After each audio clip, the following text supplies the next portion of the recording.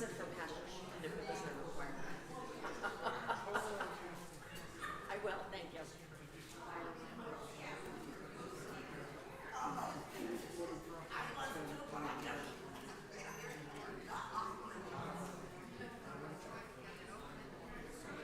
Okay.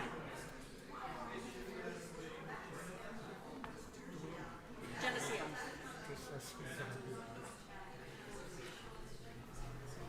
Good morning.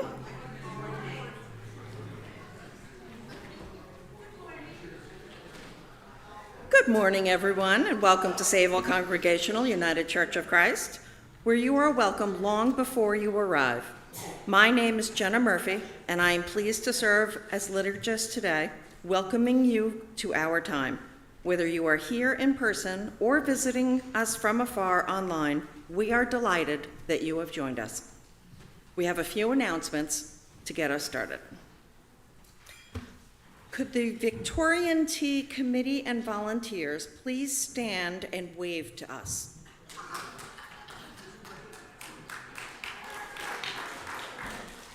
There you are.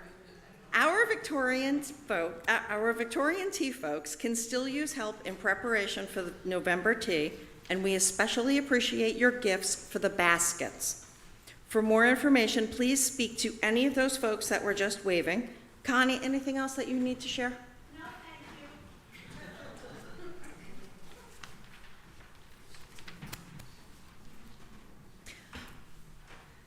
thank you. Thank you. All right. And we also want to share a reminder about this year's Transgender Day of Remembrance that will take place on Sunday, November 20th at 2:00 p.m. at the Unitarian Universalist Fellowship at Stony Brook. Barbara, would you mind standing, please?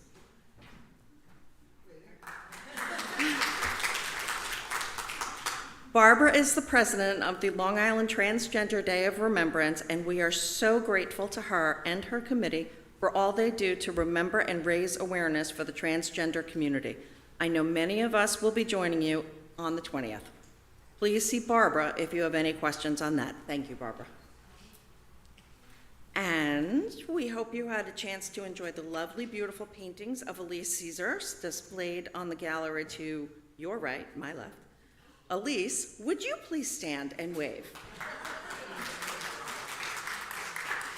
We are so grateful that you share your gifts and art with us, and thank you for surrounding us with the love and beauty of your creations. And thank you, thank you.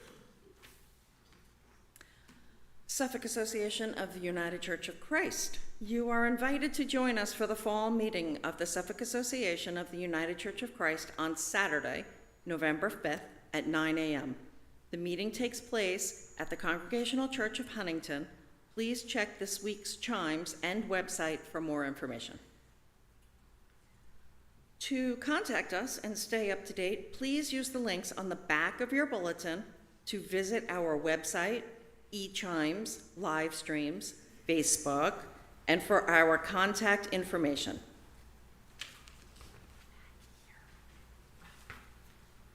And please feel free to contact us. We are here for you.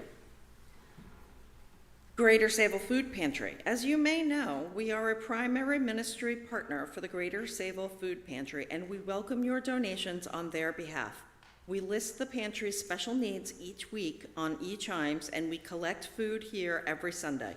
Thank you for helping and bring a meal to those who truly benefit from your generosity.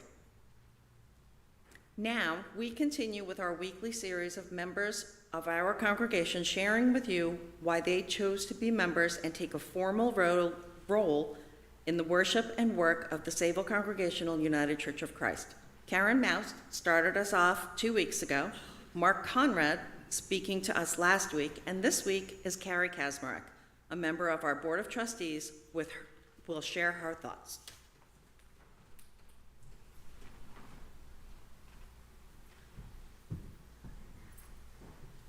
Good morning, I'm Carrie. Good to see you all. My journey to the Sayville Congregational United Church of Christ started somewhere in the 70s. The Bartels family, I don't know if they're long up in Vermont and other places, invited me and my sister to come to see the production of the Good News Blues version of Emmanuel, the Christmas story. Anyway, I went. My sister and I went. We were just blown away. It was like a bolt of lightning struck. It was such a message, a beautiful sharing of the message with love. Years went by. Family grew. And in the early 90s, I had a medical emergency. And Mark Redline, who was a member of choir, my choir family, helped me. He donated. And he said to me, "Why don't you come down to the church and join the choir?" So here I am. I became a member, I believe, in 1992 with Pat Mahar. Shortly after that, my mother was in need of help and a medical thing. And I have to say, the Meaves family, Art and Lil, who else? I have a list here. Dawn and Alice Gray, Marion Durlacher, the Johnsons, the Meaves, helped, and it was wonderful. The outpouring of love and kindness and sharing. They brought my mother dinner. They helped me take her to the doctor. It was just life-saving, life-changing also. So we go on, and becoming a member was just a wonderful thing for me. The choir is my family. You all are my family. And the things that we share, the LGBTQ, women's rights, the Justice Committee, the Prayer Shawl Committee, the choir, the Tea Committee, all the things that we do in love and sharing with each other, and the community. And Dorothy Davidson-Howsky said it in this: when it comes down to the bottom of things, all we can truly promise is, I care, I am with you. Thank you.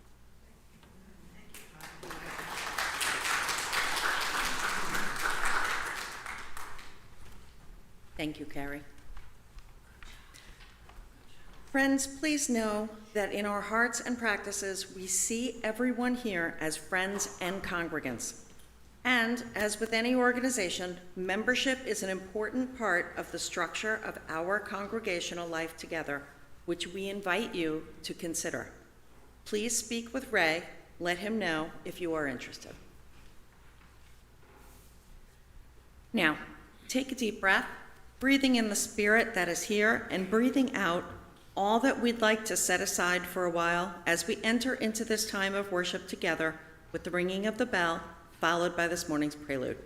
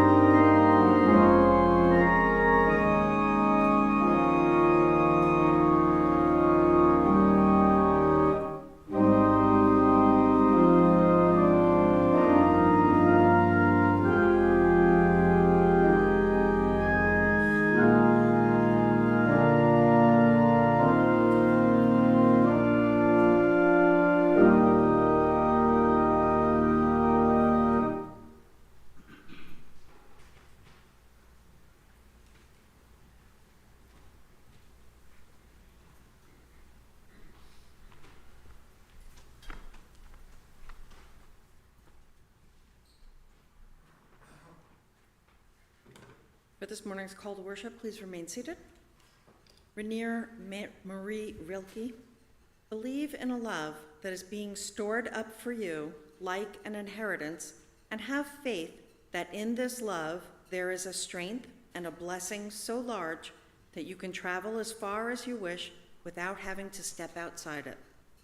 And let love be our guide in a place where peace shall then reside.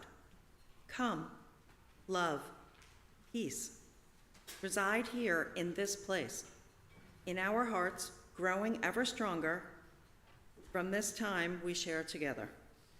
Please rise if you wish and join in the singing of this morning's hymn.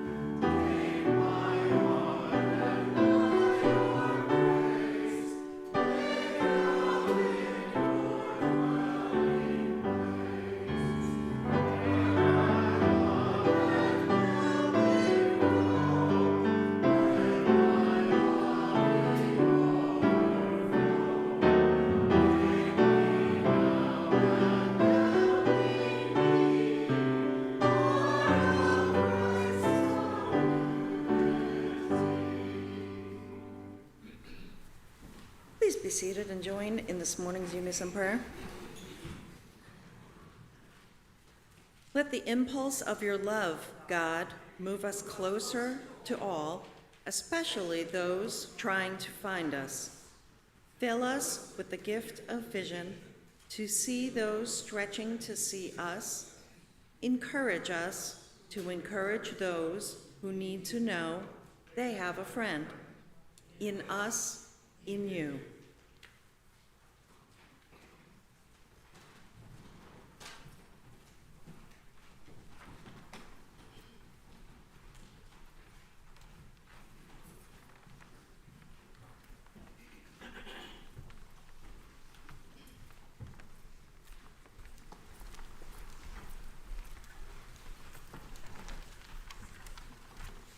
And they always work better when they're turned on.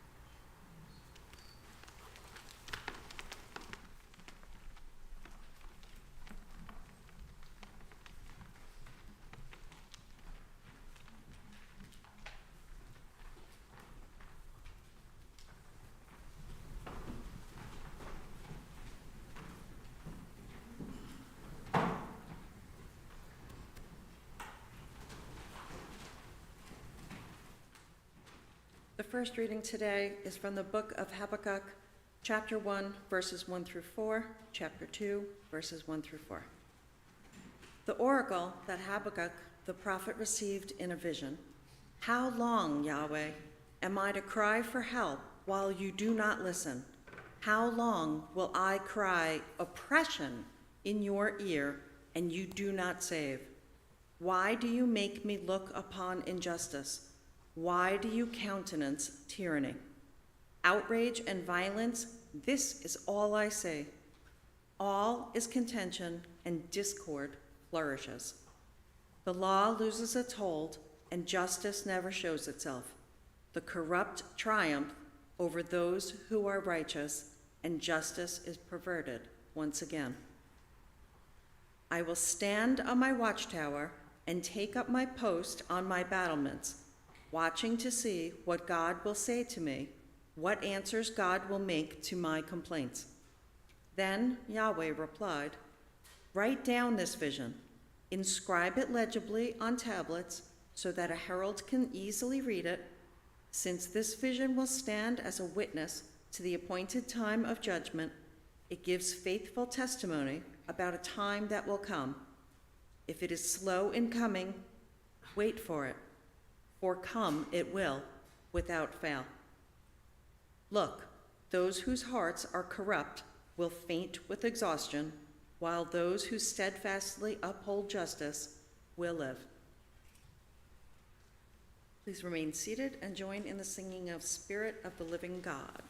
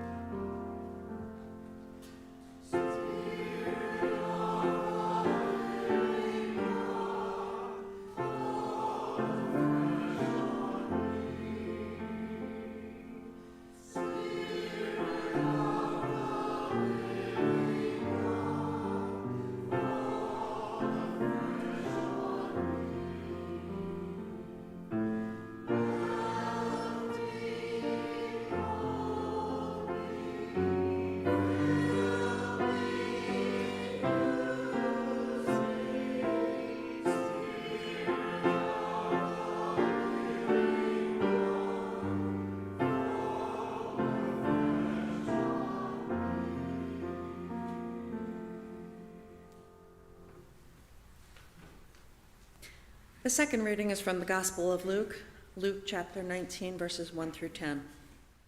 Entering Jericho, Jesus passed through the city. There was a wealthy person there named Zacchaeus, the chief tax collector. Zacchaeus was trying to see who Jesus was, but he couldn't do so because of the crowd, since he was short. In order to see Jesus, Zacchaeus ran on ahead, then climbed up a sycamore tree that was along the route. When Jesus came to the spot, he looked up and said, Zacchaeus, hurry up, come on down. I'm going to stay at your house today. Zacchaeus quickly climbed down and welcomed Jesus with delight. When everyone saw this, they began to grumble. Jesus has gone to a sinner's house as a guest. Zacchaeus stood his ground and said to Jesus, here and now, I give half my belongings to poor people. If I've defrauded anyone in the least, I'll pay them back fourfold. Jesus said to the tax collector, today, salvation has come to this house, for this is what it means to be a descendant of Sarah and Abraham. The promised one has come to search out and save what was lost.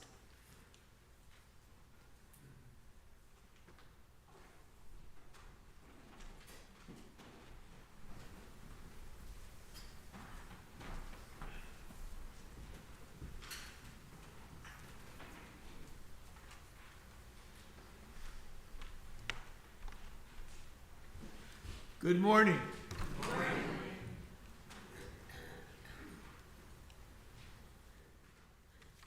And now good morning at home too. Excuse me. This morning I would like to talk about healing. Therapeuo. In the Greek, What can you see in the root of that? Therapy, right? Sort of makes sense that healing and therapy in our modern world today would have some of the same roots, that healing aspect. I did some work on this, looking around a bit, and I found an honors thesis by a gentleman by the name of Joe Gulick at the Southern Illinois University in Carbondale back in 2013. And he examines this word therapeu in Greek translations in the New Testament, particularly in the Synoptic Gospels. And he opens his thesis with this. He says, "This project will seek to examine the idea of healthcare within the New Testament of the Bible. The significance that this could potentially hold is to create connections between a different type of healing, one that mostly relies upon faith and spiritual ideas, and a more modern convention of healing, which relies more upon scientific knowledge and research."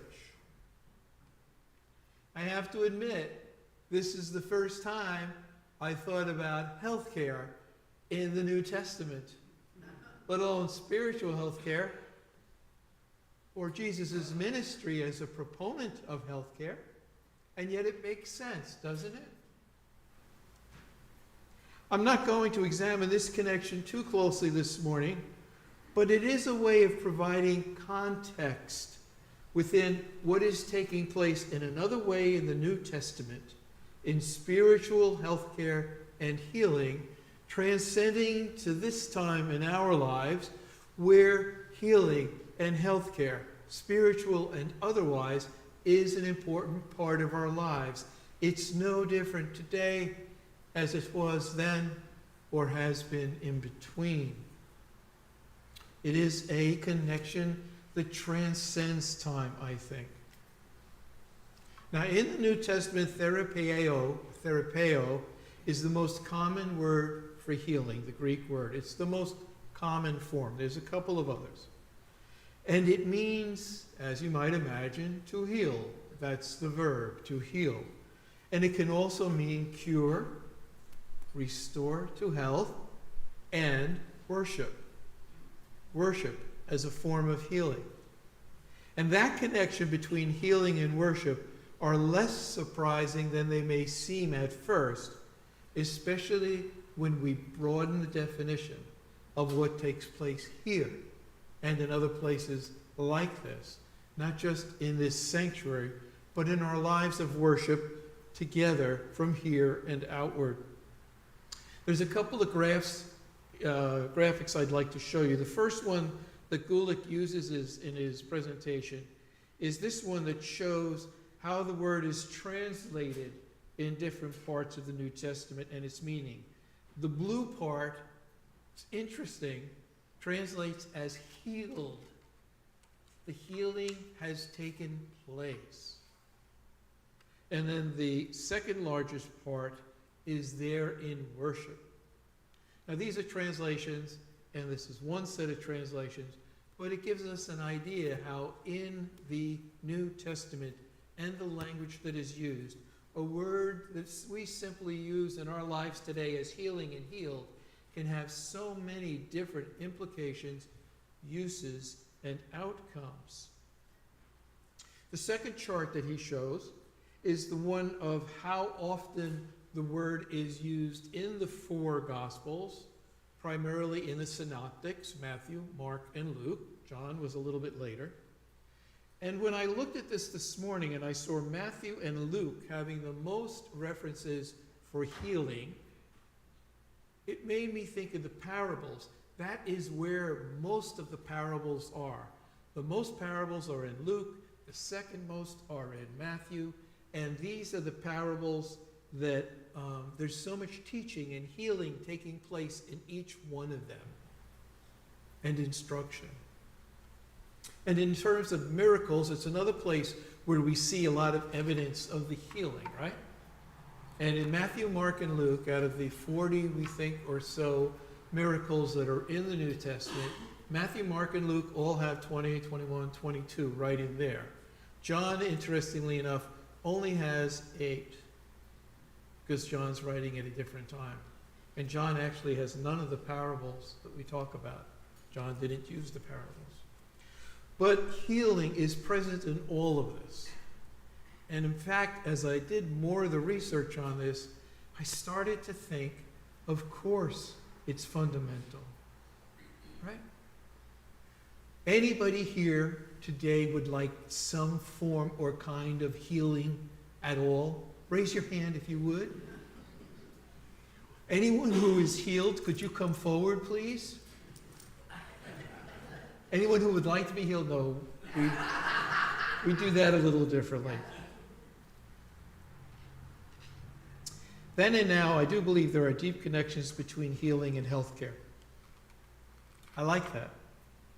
Especially at that intersection of compassion, empathy, and concern. Compassion, empathy, and concern. In that intersection, there is healthcare. There is spiritual care. There is love for one another. I liked Rilke this morning very much, that we read for the call to worship, and that Jenna read for us. Thank you. And Rilke says this as the expression of love across the landscape of life is in his words. Let's bring that up. It says, believing in love that is being stored up for you like an inheritance, and have faith that in this love there is strength and a blessing so large that you can travel as far as you wish without having to step outside of it. In other words, you can't escape this love. Impossible. One end of the universe to the other. Everything in between. Cannot escape. And there are times, right, when we're just not thinking like that. I mean, we're not sort of created to think about one thing all the time without ceasing, no matter how much we might like to. We're a little bit more complex than that, so we have a multitude of thoughts. But the expressions and the writings help to bring things back into perspective, whether it's Rilke reminding us that love is all around us, or the expression of Elise's paintings, or the music that we sing in the morning, or the joy in conversation you bring to one another here and in the vestry. In one of the churches that I was a part of, that I love dearly, the poor pastor used to go apoplectic, because in the morning he would sit in the back with his fine set of CDs of meditation music, and he would put it on 10 minutes early and have the music playing when people came in, and he wanted everyone to come in quietly and sit and meditate. I thought about that, and then I said, no, that's not how we do it here. Different expressions, not better, not worse. We have ways of doing that as well. So this idea of how it is expressed also comes across, and we need people to bring us back to this, because all of us can't do that all the time. So we need some people that lead us. And Habakkuk this morning, I mean, did you hear those words? How long, Yahweh? How long am I to cry for help? And you do not listen. How long will I cry oppression? I cry it in your ear, you don't save. Why do you make me look upon injustice? Why do you countenance tyranny, outrage, and violence? It's all I see. Contention and discord flourishes. The law loses its hold. Justice never shows itself. The corrupt triumph over those words who are righteous, and justice is perverted again. I did not go looking for this. This is in the lectionary for this Sunday. As are most of the readings, I generally follow the lectionary. But at the end of all of this from Habakkuk, sum it up, right? In other words, God, why is this taking so long? Hurry it up, will you? And I am absolutely sure that Jesus felt like that. Hurry it up. I am absolutely sure that every leader who believed or believes in the love that Rilke does knows that. Every doctor who has fought against disease knows that. Every family waiting for a cure knows that. And every organizer who discovers that it's actually easier to have the vision than to get it implemented knows that. And so we're in this sort of timely example, actually. Today, in the lectionary, on the Christian calendar, you know what day today is? Which Sunday it is? What? Well, All Saints is the first, All Souls is the second. It's Reformation Sunday. Somebody knew that back there. Jeannie? So there's this part. Let me just read this. The Reformation Sunday refers to a number of changes in Western Christianity Europe between the 14th and 17th centuries, resulting in the split in Christianity between Roman Catholicism and Protestantism. It's a big deal. Reformers rallied against the Roman Catholic Church's dogmatic theology, economic and religious exploitation of the common masses, and colonialization and conquest of indigenous peoples. Most fundamentally, the Reformation challenged the papacy's claims of divine authorization and infallibility. Now, I want to thank a Presbyterian minister friend of mine, Bruce Reyes Chow, for an article he wrote about this online. And here's a brief excerpt about what he said. I'd like to read this.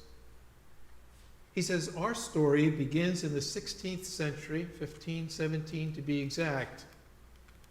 Across Europe, the Roman Catholic Church was engaged in one of the greatest fundraisers of all history. If a person, out of contrition for their sins and as a sign of repentance, made a financial gift to help with the building of St. Peter's Basilica in Rome, then the church would furnish that person with a certificate acknowledging that a gift and a promise was made to them that they or their loved ones would be freed from a portion of the misery expected in the afterlife. In short, the church at that time taught that even those bound for heaven had to be cleansed of their earthly sins, and this cleansing or purging in the afterlife took place in a place called Purgatory. The certificates offered by the church called very good indulgences promised to lessen this time of cleansing for oneself or others who had already died. Gotta pay to play. There were some very nuanced explanations of this practice at the time, but basically it amounted to paying to be forgiven. November 1st was an important day for the selling and the buying of these indulgences, known as All Saints' Day on the church's calendar.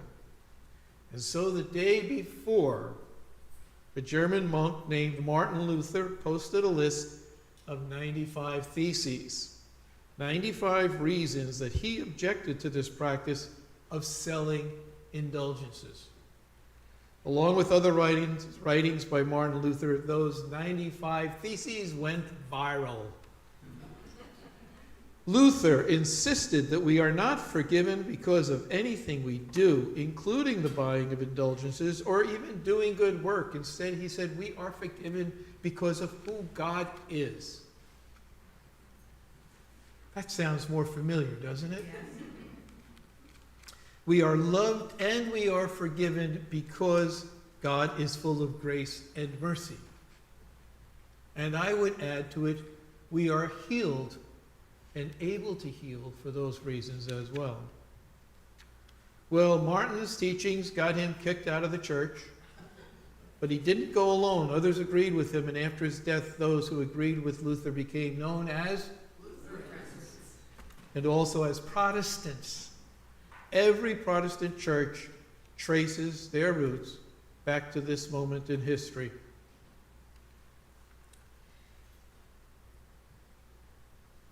The oppression at the time was palpable,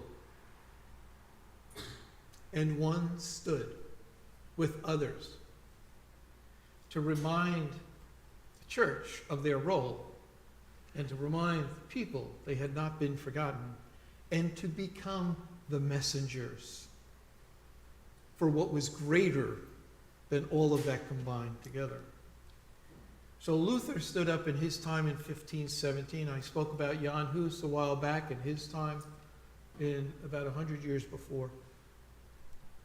And he brought healing out of a deep sense of who God is. And it took a while, but changes followed.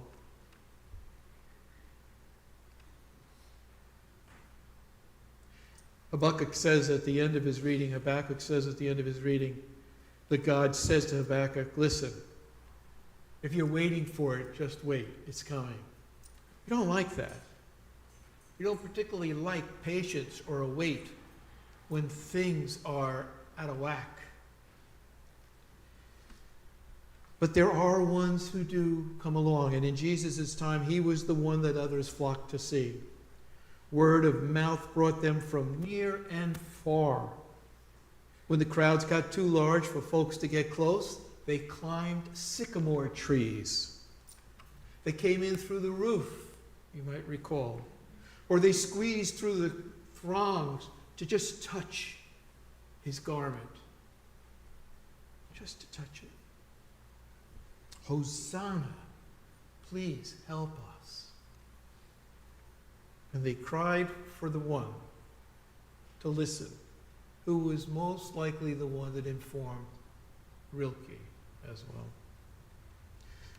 So we have Luther and his group. They were the ones who had had enough in their time. And because they were tired of the church profiting off of people they were supposed to serve, we, quite literally, are here today. It's our heritage. We are a response to church profiting off people, and by extension, to society doing the same as the messengers in this culture. And so from Jesus to Luther, the messengers and the message has grown, and we are they. If I were bold enough even to nibble at what I think is God's plan, for whatever reasons God might have, I might say that it is not for God to swoop in and make everything right. God didn't do that for Jesus and the people that thronged to him, and hasn't quite done it yet in the way we might like. So if I took a guess, I might say that the plan has to do with us being the messages and the messengers until everyone is part of the message and the messenger. It reminded me of a poem, or a prayer actually, I've used here before, from Teilhard de Chardin in his prayer, Patient Trust, when he says this, that is not the most comforting in that whole prayer.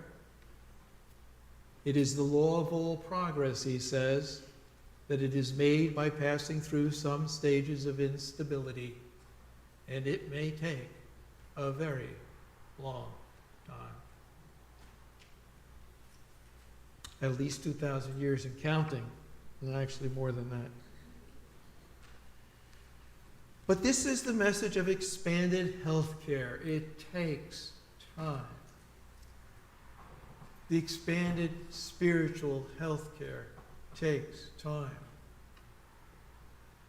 Hospitals have many chaplains because they know the importance of spiritual health care in tandem with what the doctors and others do. It's getting better, this message, and we carry it. Now, I don't know if you have noticed how Halloween takes so many by storm in honor of this All Saints, All Souls Days. I was listening to a conversation of adults who were talking about their kids and themselves and the different costumes they were going to wear each day of the week. I thought, oh my God. I thought, boy, it really is curious how a message of escapism and fantasy takes such hold in a challenging world. And good for them, right? And in addition, how a message we have to share in this world is taking such hold and is taking time. In places like this, make sure it's a message that is provided to all. So wherever you go,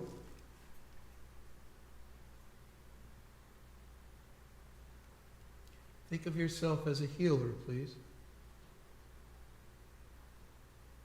Think of yourself as having the power, whether in chair yoga or in those prayer shawls that are quilted each week and all the other things we do, of healing from that place of compassion and love and empathy, from that place of therapeu, from that deep-rooted love that we cannot escape, that we share with each other even in the most difficult of times. From that which takes place every time we gather, that expression that is like a painting yet to be put on canvas, but as rich and as wonderful as anything that has been. And I'll say this, if you want to come here and dress up and make up, I'll bring the candy. But please, be sure to come. And thank you for bringing your friends and others with you, at home, in person, or in your hearts. Healers be all. Amen. And now, please stand and join us in singing a song of healing as one.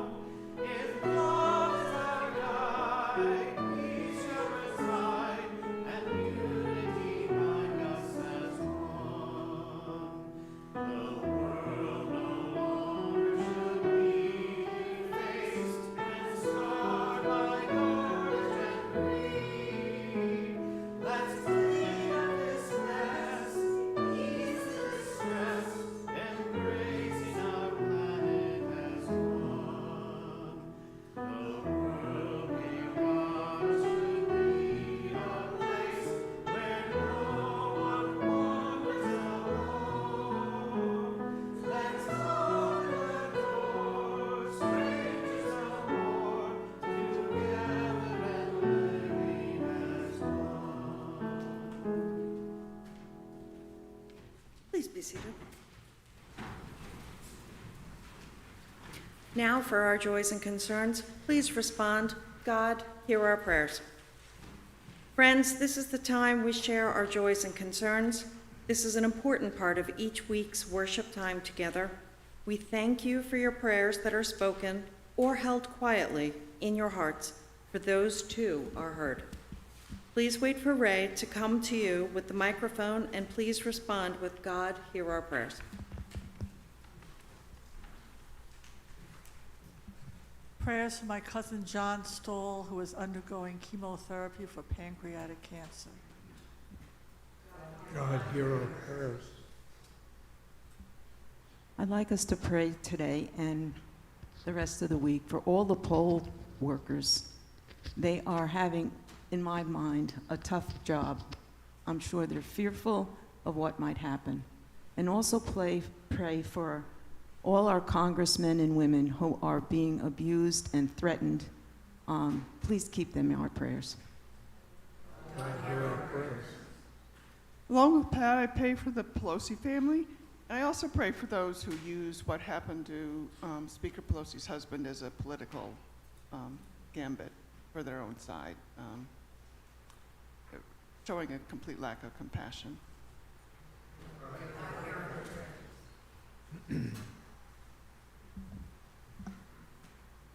I pray for the safety and well-being of all of the military personnel serving in the USA and foreign lands.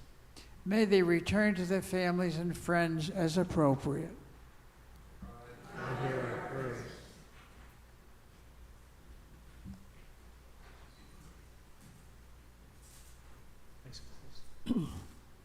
Prayer of thanksgiving and appreciation for all the support that I've received along the way.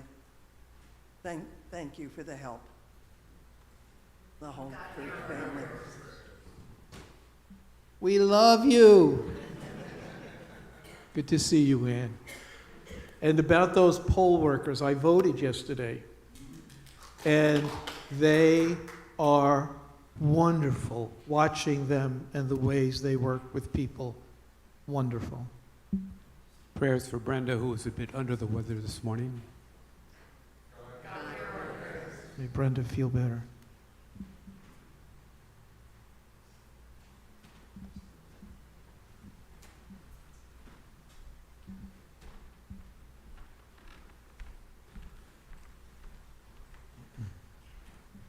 Prayers of celebration and joy for two people who are celebrating significant birthdays tomorrow. One is my brother Stephen, and the other is the Reverend Jean Baum, who has preached here. And I'm grateful to have both of them in my life. God, hear our prayers.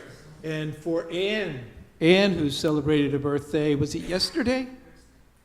Thursday. That's almost yesterday. I'm pretty good.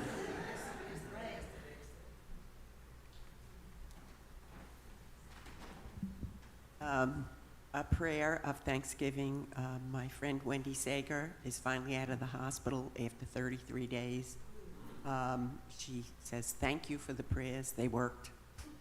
And a prayer of happy birthday to my son.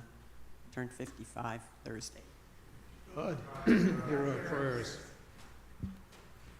And prayers also this morning for Robert Pierce, who is navigating, Robert, how's that for a word? I know he watches us. Navigating an interesting and challenging time in his life, that he knows that you are with us, and we are grateful to be able to be with you in all the ways that we share. So if you would, God, hear our prayers for Robert. And for Fred Langstaff, Debbie is sitting in the back. For the Langstaff family as they go through this time of Fred's treatment for cancer and an incredible, challenging struggle, that this is why we pray and why we come together, just so we know God hears. But Debbie, we want you and Fred to hear how much we love you and how we are with you. And so God, hear our prayers.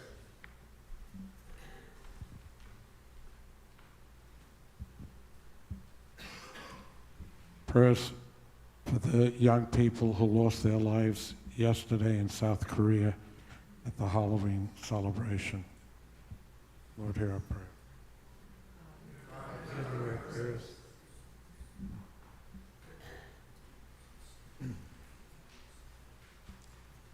Prayers for the Langland family. It's been kind of a tough week. God, hear our prayers.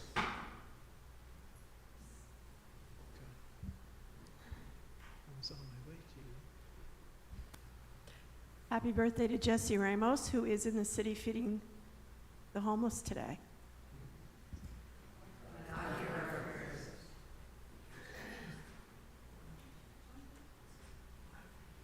And prayers for a very powerful time of healing coming up with the Victorian tea, and I mean that from my heart and soul. that the fact that so many people will gather inside for those 2 days, being together in their finery at this time of the year, perhaps not being home alone because they are with us, bringing their joy and their expression of that love, compassion, empathy, and healing, whether it's known or not. What more of a wonderful thing could we do? And thank you, and prayers for all of those who will put this together, have been working to put this together, and will make it happen. And prayers for all of you who will probably be tired in a Sunday or two helping us to move everything. So thank you in advance. God, hear our prayers. And for all those prayers you hold in your hearts here today, spoken or without words, quite ready to be spoken. We pray those, and we know they are heard from here and at home as well.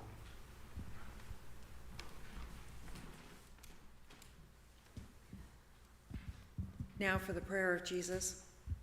Eternal Spirit, earth maker, pain bearer, life giver, source of all that is and that shall be, creator God of us all, loving God, in who all about us. The blessings of your name echo through the universe. The way of your justice be followed by the peoples of the world. Your will be done by all created beings. Your commonwealth of peace and freedom sustain our hope and come upon us. With the bread we need for today, feed us. In the hurts we absorb from one another, forgive us. In times of temptation and testing, strengthen us. From trials too great to endure, spare us. From the grip of all that is evil, free us. For you reign in the glory of the power that is love, now and forever. Amen. Please rise. We know God is with us. We hold the greatest of commandments to love as a practice, a way of life, and with the greeting of one who promises peace beyond all understanding, from our minds, our hearts, and our souls, we say, may the peace of the risen Christ be with you. And also with you. Friends, let us offer one another a sign of this peace. Peace. Peace, y'all.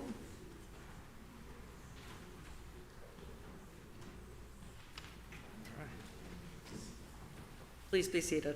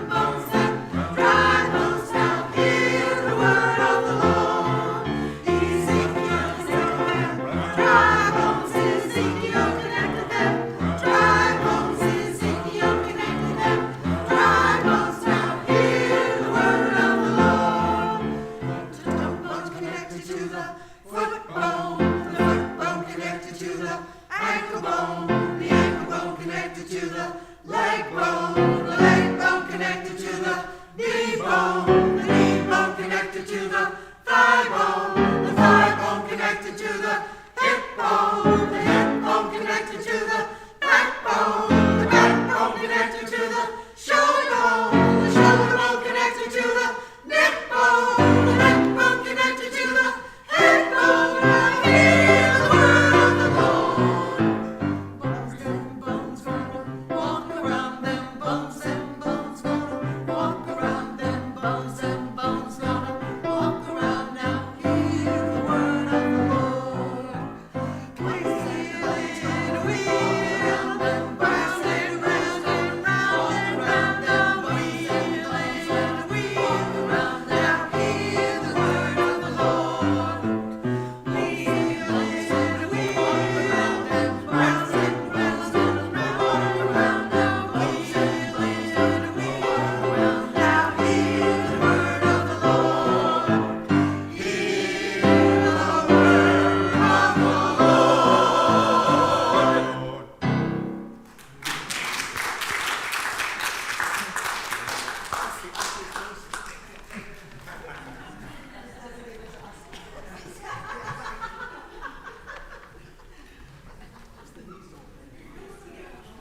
That was a modified version of joy expression.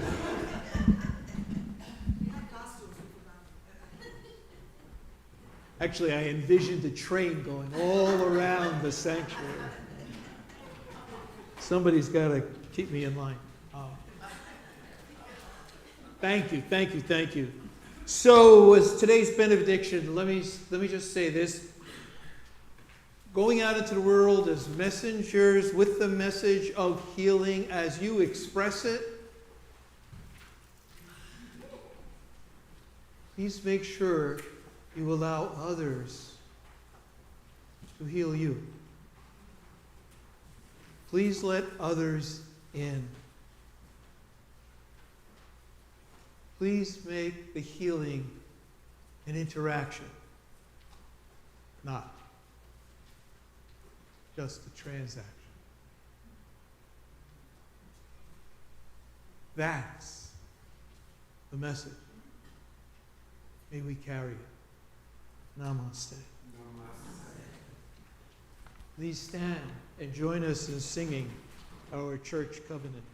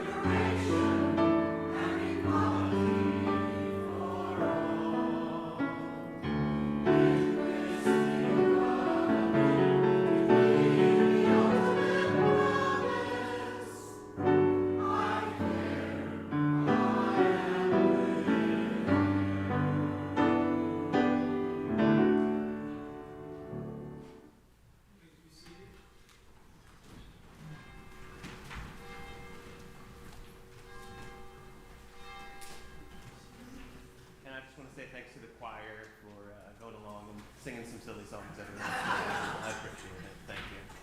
Here's one more.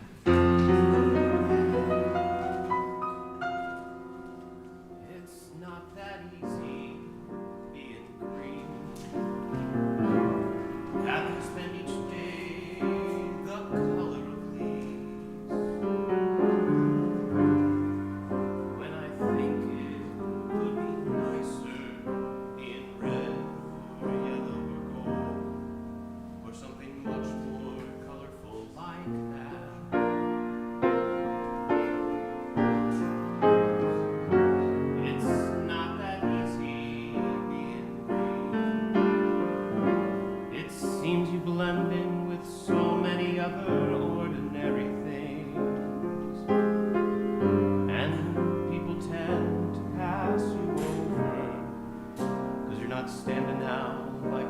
sparkles on the water or stars in the sky. But green is the color of spring, and green can be cool and friendly light, and green can be big like an ocean or an